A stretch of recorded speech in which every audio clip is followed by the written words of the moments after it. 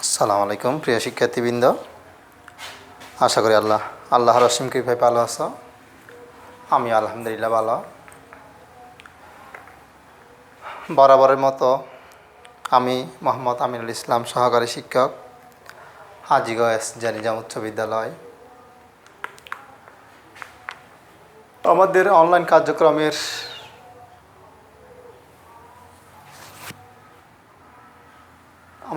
কার্যক্রম অনুযায়ী আমাদের অনলাইন ক্লাসের আজকের আরেকটা নতুন টপিকস নিয়ে হাজির হলাম।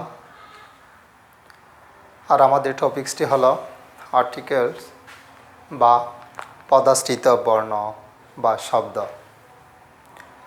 ইতিপূর্বে আমি ইংরেজি বর্ণমালা, ইংরেজি বর্ণ, ওয়ার্ড এবং ভাওয়েল কনসোনেন্ট নিয়ে আলোচনা করেছিলাম। এর মধ্যে থেকে কিছু বিষয় আমাকে টেনে আনতে হবে আজকের বিষয়টা বোঝানোর জন্য। এগুলো হলো ইংরেজি বর্ণমালা। ইংরেজি বর্ণ হচ্ছে, আমরা জানি প্রত্যেক ভাষায় ব্যবহৃত সাংকেতিক চিহ্নগুলোকে বলা হয় ওই ভাষার বর্ণ। ঠিক তদ্রূপ ইংরেজি ভাষায় কতগুলো সাংকেতিক চিহ্ন রয়েছে, এগুলোকে বলা হয় ইংরেজি বর্ণমালা সবগুলোকে। আর আলাদা আলাদাগুলো হচ্ছে কি বর্ণ তথা লেটার। এই বর্ণগুলোকে দুই ভাগে ভাগ করা হয়েছে, ভাওয়েল কনসোনেন্ট, যেগুলো আমরা বাংলা ভাষার স্বরবর্ণ ব্যঞ্জন বর্ণ হিসেবে চিনে থাকি। হ্যাঁ, এই স্বরবর্ণ ব্যঞ্জন বর্ণগুলো হলো ইংরেজিতে ভাওয়েল কনসোনেন্ট। আর ইংরেজি বর্ণমালা যেহেতু 26টি, এর মধ্যে 5টিকে আমরা ভাওয়েল হিসাবে জেনে থাকি, এই, আই, ও, ইউ। এর বাদে 26টি থেকে 5টি বাদে 21টি, এগুলো হচ্ছে কি কনসোনেন্ট। এই আর্টিকেলের ক্ষেত্রে ভাওয়েল কনসোনেন্ট একটা গুরুত্বপূর্ণ ভূমিকা রাখে। এই জন্য আমাদের এই বিষয়টা আগে জেনে রাখতে হবে কি ভাওয়েল কি বা কোনগুলো, কনসোনেন্ট কোনগুলো। আমরা জানি ভাওয়েল হচ্ছে 5টি, তাহলে 21টি হচ্ছে কি কনসোনেন্ট। ভাওয়েলগুলো হলো কি I, A, E, I, O, U. এর বাইরে আমি B, C, D, F, G, এভাবে এইগুলো ছাড়া বাকি যা আছে তার সব হচ্ছে কি কনসোনেন্ট। এর বাইরে আমাদের আরেকটা বিষয় জেনে রাখতে হবে, সেটা হলো কি এই আর্টিকেলের মধ্যে এই কয়েকটি বর্ণের উচ্চারণ একটু ভিন্ন হয়ে থাকে। ভিন্ন না, এগুলো উজ্জ্ব থাকে বা উচ্চারণ একটু ভিন্নতা আসে এগুলোতে। যখন এগুলো আমাদের দ্বারা আমরা একটা বাক্য গঠন করব, তখন একটা ওয়ার্ড গঠন করব, তখন এগুলোর উচ্চারণে কিছুটা ভিন্নতা, এমনকি কিছুটা উজ্জ্ব হয়ে যায়। যেমন এই সাধারণত আমরা জানি বাংলা হ এর মতো, ও এটাকে আমরা ও, অ এই ধরনের উচ্চারণ করে থাকি। ইউ এটা আমাদের ইউ এর মতোই হয়, আবার ইউ থাকলে ইউ এর মতো হয়। তবে ব্যবহারগতভাবে কিছুটা ভিন্নতা চলে আসবে, এগুলো আমরা ব্যবহারে বুঝব। এর বাইরে কতগুলো আছে অ্যাব্রিভিয়েশন, অর্থাৎ সংক্ষিপ্ত শব্দ, এগুলো উচ্চারণের উপর আর্টিকেলের কিছুটা ভিন্নতা রয়েছে। তাইলে আমাদের আর্টিকেল জানার আগে আমাদের ইংরেজি বর্ণমালাগুলো এবং এর মধ্যে ভাওয়েল কনসোনেন্ট, এর মধ্যে কিছুটা ভিন্নতা, এর মধ্যে অ্যাব্রিভিয়েশন হলে সেগুলোর উচ্চারণের উপর ভিন্নতা, এগুলো একটু আমাদের আইডিয়া থাকতে হবে। তাইলে আমরা আমাদের মূল টপিকসে চলে আসি, আর্টিকেলস অর্থাৎ পদাশ্রিত বর্ণ বা শব্দ। আমরা জানি কতগুলো বর্ণ যদি পাশাপাশি বসে একটা অর্থ নিয়ে আসে, তখন সেটাকে আমরা ওয়ার্ড বলতে পারি। ঠিক তেমনি এ, এন, এগুলো যদি একটি হয়, এটি কিন্তু একটা অর্থ নিয়ে আসে, সেজন্য এটাকে আমরা একটা ওয়ার্ড তথা শব্দ বলতে পারি। আর আর্টিকেল হচ্ছে এরকম কতগুলো পদাশ্রিত শব্দ, যেগুলো পদের আগে, কোনো একটা পদের আগে ব্যবহৃত হয় বা ওয়ার্ডের আগে ব্যবহৃত হয়। সাধারণত নাউনের আগে আমরা এগুলো দেখে থাকি। তাহলে আর্টিকেল কি? ইংরেজি গ্রামারে এ, এন ও দিকে বা এ, এন, ডি এর ব্যবহারকে আমরা আর্টিকেল হিসাবে জেনে থাকি। এ, এন এবং দিকে বা এদের ব্যবহারকে আমরা আর্টিকেল হিসাবে জেনে থাকি। এই আর্টিকেলগুলোকে দুভাগে ভাগ করা হয়েছে, definite article, indefinite article. Indefinite অর্থ হচ্ছে গিয়ে অনির্দিষ্ট, ডেফিনিট অর্থ নির্দিষ্ট। ইনডেফিনিট বলা হয় এই যে তিনটা আমরা ওয়ার্ড বললাম এ এন ডি, এর মধ্যে এ এন যেহেতু অনির্দিষ্ট, একজন এরকম অনির্দিষ্ট কিছু বোঝাই বিদায় এ এনকে আমরা ইনডেফিনিট আর্টিকেল এবং দাকে আমরা ডেফিনিট আর্টিকেল বলি। তাহলে ইনডেফিনিট আর্টিকেল বলা হয় এনকে, যেহেতু এগুলো অনির্দিষ্টতা ব্যক্তি বস্তু প্রাণীকে বোঝায়, আর দাকে বলা হয় ডেফিনিট আর্টিকেল, যেহেতু এগুলো নির্দিষ্ট কোনো ব্যক্তি বস্তু প্রাণীকে বোঝায়। তাহলে আর্টিকেল বুঝলাম পদাশ্রিত বর্ণ বা শব্দ। আর্টিকেল বলা হয় এন দি এর ব্যবহারকে আর্টিকেল বলা হয়। আর্টিকেল দুই প্রকার, ইনডেফিনিট, ডেফিনিট।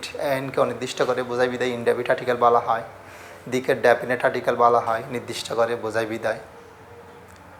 তাহলে এর বাইরে আমাদের আসতে হবে এগুলোর ব্যবহারের আগে আমাদের ইংরেজি বর্ণমালা, স্বরবর্ণ, ব্যঞ্জনবর্ণ, একটু উচ্চারণে ভিন্নতা ব্যবহারগতভাবে এবং অ্যাব্রিভিয়েশন একটু আইডিয়া রাখতে হবে। আজকে আমি অল্প কয়েকটি আর্টিকেলের ব্যবহার নিয়ে আসতেছি, এন এর ব্যবহার, দায়ের নয়, অর্থাৎ ইনডেফিনিট আর্টিকেলের কয়েকটি ব্যবহার মাত্র নিয়ে আসে আমি উপস্থিত হলাম। আমরা সাধারণত জানি ভাওয়েল হলে তার আগে কনসোনেন্ট, ভাওয়েল হলে তার আগে ইনডেফিনিট আর্টিকেল এন বসে, আর কনসোনেন্ট হলে এ বসে। তাহলে বিষয়টা কি? এক নম্বর বললাম ভাওয়েল হলে এন বসে, কনসোনেন্ট হলে এ বসে। এখন কোনটা ভাওয়েল? আমরা খালিঘর বা ড্যাশের পরে যে প্রথম ওয়ার্ডটি দেখব, যে নাউনটি দেখব, ওটার প্রথম অ্যালফাবেটটাই, প্রথম লেটারটাই, ওই প্রথম লেটারটাই ড্যাশের পরে, খালিঘরের পরে যে ওয়ার্ড বা নাউনটি দেখব তার প্রথম লেটার, ওই ওয়ার্ডের প্রথম লেটারটি, প্রথম বর্ণটিকেই বোঝাচ্ছি আসলে কি ভাওয়েল নাকি কনসোনেন্ট। তাহলে দেখা যাক এখানে দিস ইজ ড্যাশ বুক। তাহলে এখানে এই বুক এটা হচ্ছে একটা নাউন, বই। তাহলে এখানে যে ওয়ার্ডটার প্রথম বর্ণ হচ্ছে কি বি, যেটা আমাদের এইখানে ভাওয়েলের মধ্যে পড়ে, তাহলে কনসোনেন্টে পড়েছে। আমরা জানি কনসোনেন্ট হলে এ, ভাওয়েল হলে এন বসে। তাহলে আমরা এখানে বসাতে পারি কি দিস ইজ এ বুক। তাহলে দ্বিতীয় বাক্যে আই লাইক, আমি পছন্দ করি ড্যাশ অরেঞ্জ। অরেঞ্জ তো কমলা, একটা নাউন। তাহলে এখানে যে ওয়ার্ড অরেঞ্জ তার প্রথম লেটার বর্ণটি হলো ও, আর ওটা পড়ছে কোথায়? ভাওয়েলের মধ্যে। আমরা জানি ভাওয়েল হলে কি বসে? এন বসে। তাহলে আই লাইক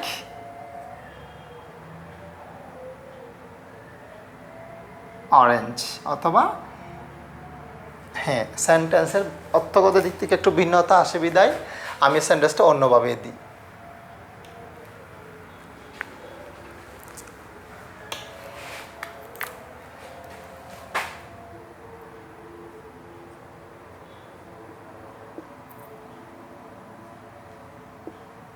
ইট ইজ, কালগরে বললাম, তাহলে কি হবে? It is an orange.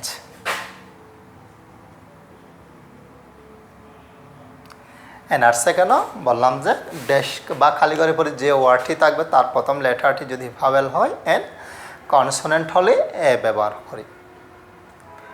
এরপর দেখা যায় হি ইজ, হ্যাঁ এটা হচ্ছে একটা ইন জেনারেল নিয়ম। আমি কিন্তু উচ্চারণে ভিন্নতা বলে একটা পয়েন্ট লিখে রাখছি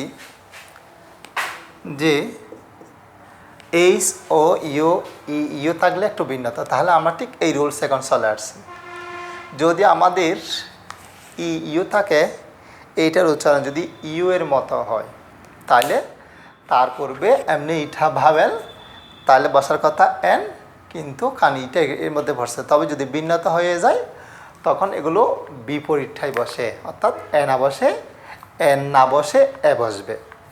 তাহলে এখানে ধরতে গেলে ভাওয়েল বিদায় এন বসার কথা, তবে যদি এইটার উচ্চারণ যদি ইউ এটার উচ্চারণ যদি ইউ এর মতো হয় তখন এন না বসে এ বসে। তাহলে এখানে বসবে he is a European.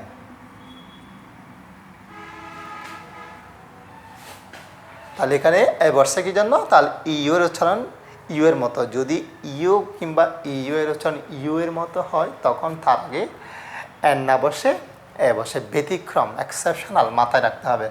The cow is a useful animal. এখানে এখানে ইউর উচ্চারণ দুভাবে হয় আসলে। ইউর উচ্চারণ ইউ এর মতো হয়, ইউ এর উচ্চারণ আ এর মতো হয়। যদি ইউ এর উচ্চারণ ইউ এর মতো হয় তাহলে সাধারণত এ বসে, এন না বসে এ বসে।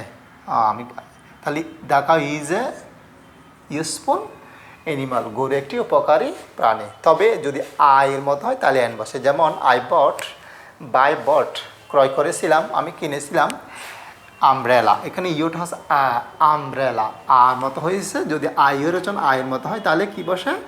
এন বসে। তাহলে ইউর ক্ষেত্রে বা ইউ এর ক্ষেত্রে একটু ভিন্নতাটা যেটা, সেটা হচ্ছে কি ইউ এর উচ্চারণ এমনি ইউ এর মতো, যদি আরেকটা হচ্ছে এর মতো। যদি ইউর উচ্চারণ বা ইউ এর উচ্চারণ ইউ এর মতো হয় তাহলে এন না বসে এ বসে। যদি এর মতো হয় তাহলে এন বসে।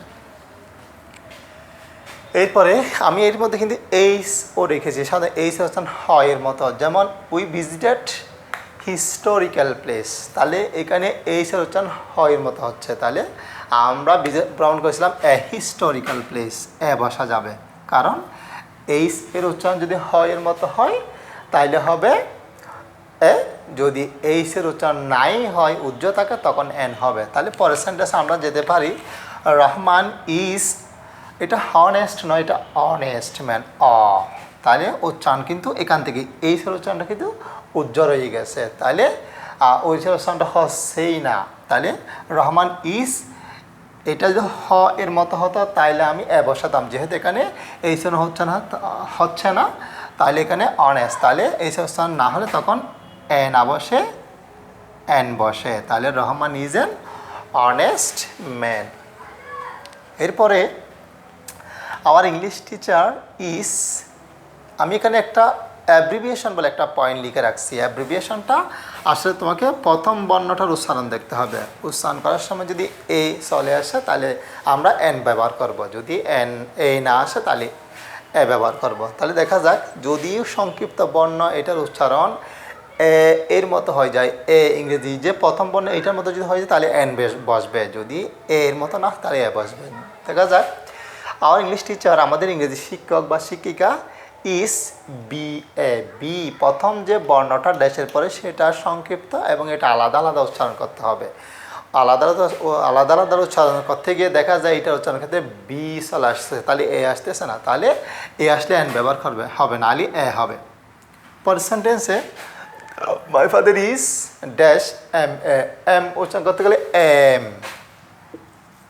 এম চলে আসতেছে, এই এ চলে আসতেছে তাহলে আমরা বলছিলাম যদি সংক্ষিপ্ত শব্দ অ্যাব্রিভিয়েশন এটার প্রথম বর্ণটি উচ্চারণ ক্ষেত্রে যদি এ চলে আসে তাহলে এন বসবে। ব্যতিক্রম নিয়ম এগুলো আলাদা চর্চা করতে হবে। এরপরে I saw dash one eyed man, এমনি ওটা আমাদের আছে কোথায়, ওটা হচ্ছে ভাওয়েল, তাহলে এন বসার কথা। তবে ওটা কিন্তু আমি উচ্চারণের ভিন্নতার মধ্যেও রাখছি। তাহলে এইটা উচ্চারণ করার সময় আমাকে দেখতে হবে ও এর উচ্চারণ কি এর মতো নাকি ওয়া এর মতো। যদি ওয়া এর মতো হয় তাহলে এ বসবে।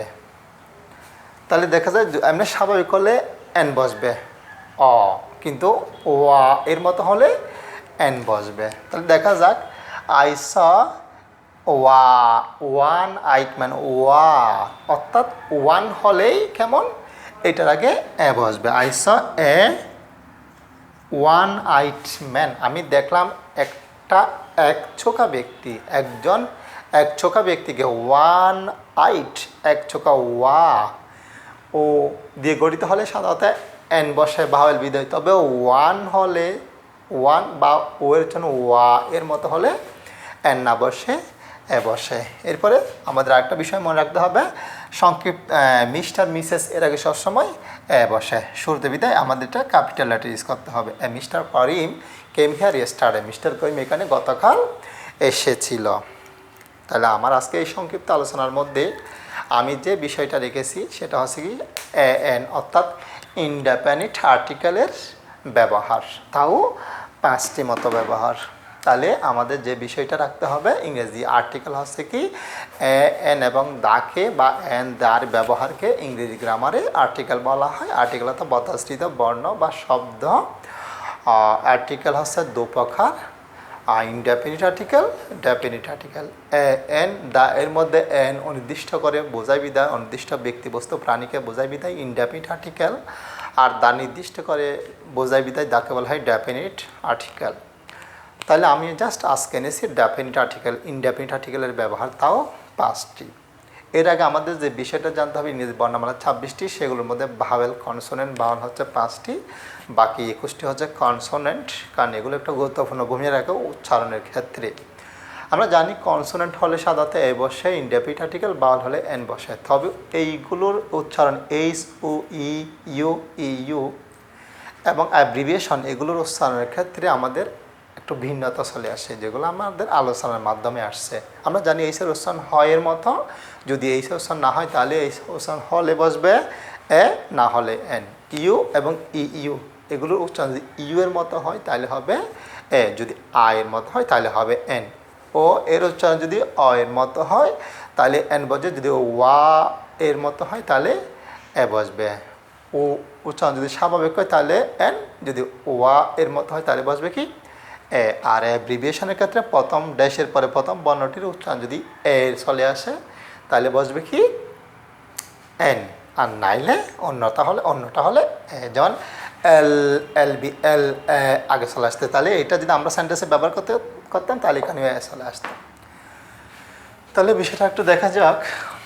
দিস ইজ এ বুক, এখানে বিটা ড্যাশের পর বিটা কনসোনেন্ট বিদায় আমরা ব্যবহার করছি, কনসোনেন্ট হলে এ, আর ওটা ভাওয়াল বিদায় এন। তবে ওর ক্ষেত্রে ভিন্নটা দেখো, ও যদি স্বাভাবিক হয় অরেঞ্জ, অ যদি ওয়া হয় তাহলে এন না বসে এ বসবে, এ বসছে না, এখানে তো অরেঞ্জ অ স্বাভাবিক, অর মতো হলে এন, আর ওয়ার মতো হলে এ।